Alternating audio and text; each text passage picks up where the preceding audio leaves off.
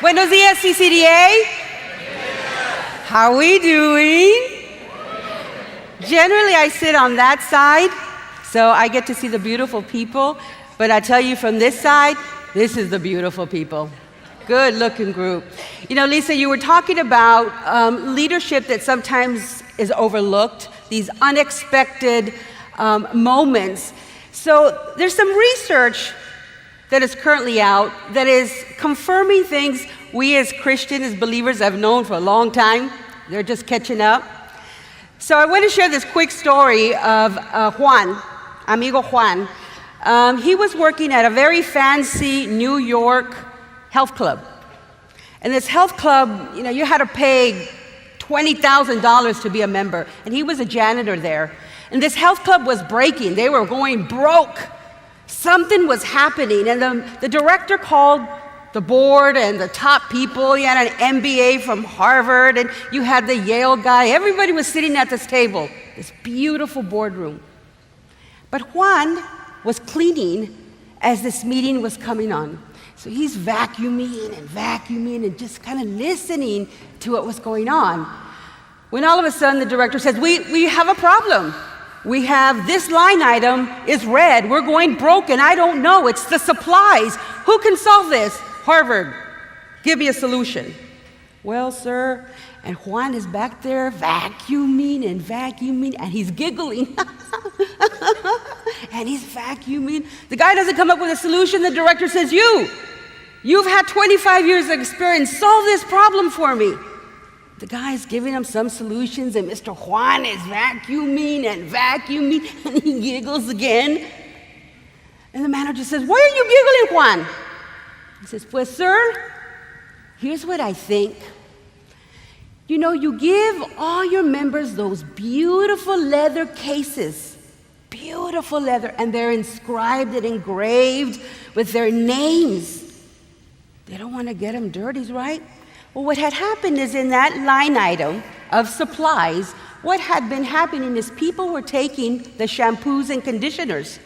Because, you know, there were those $50 bottles of conditioners that you make your hair look pretty and it grows hair and I don't know what else. So people were taking them. So Mr. Juan says, sir, I have an idea. Why don't you take the caps of all the shampoos, conditioners, perfumes? They're not going to want to steal them because it's going to mess up their pretty bag. Guy says, that may just work. As you see today, most of the gyms now have these little electronic or push button shampoo dispensers because Juan brought to the table a perspective that had not been clear to anybody else.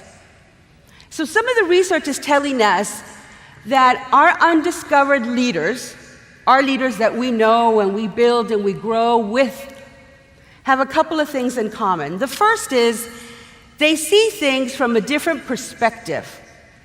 They have solutions from a different perspective. Their focus and their experience is different than ours. When I was in middle school, I walked in, that was just a few years ago, right?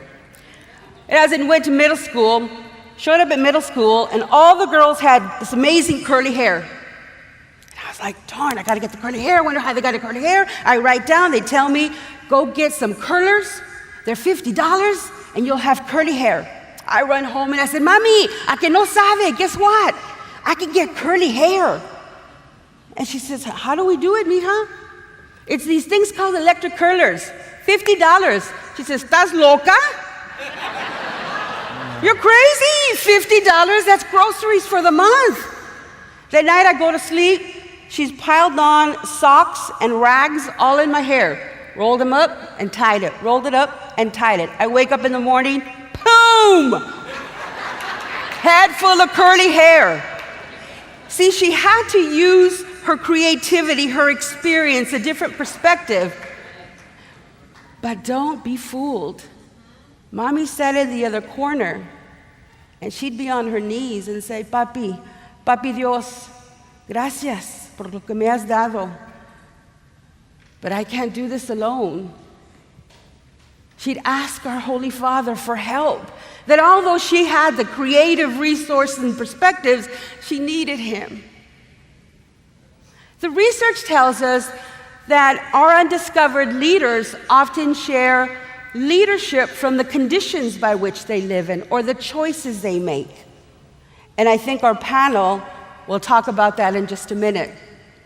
As the family I met in Idaho, they lived in such severe poverty. But all along, El Señor Martinez said, this is my way out. This experience, this condition of picking potatoes in the morning, getting to school with their kids, coming home, picking more potatoes, and then living in an abandoned school bus. Living in an abandoned school bus with only light from kerosene while the kids did their homework and started the day again. Picking potatoes at 4 a.m, going to school, coming home, picking potatoes, sleeping in an abandoned bus. This condition was not enough for him. This was not going to be, and took leadership. Today, one of his daughters not only got a full ride to Harvard, but she is a professor at UCLA with a PhD. The condition had a shift in leadership. The final thing that research tells us is that many of our undiscovered leaders have this resiliency. They are self-reliant because oftentimes they're alone. But action and change occurs when a mentor is brought in. Action and change occurs when we bring in a mentor, when we walk side by side with our community. And so today we want to introduce to you some of those leaders who have often walked alone, but life changed when they walked with someone else. So Lisa, introduce our panel for us.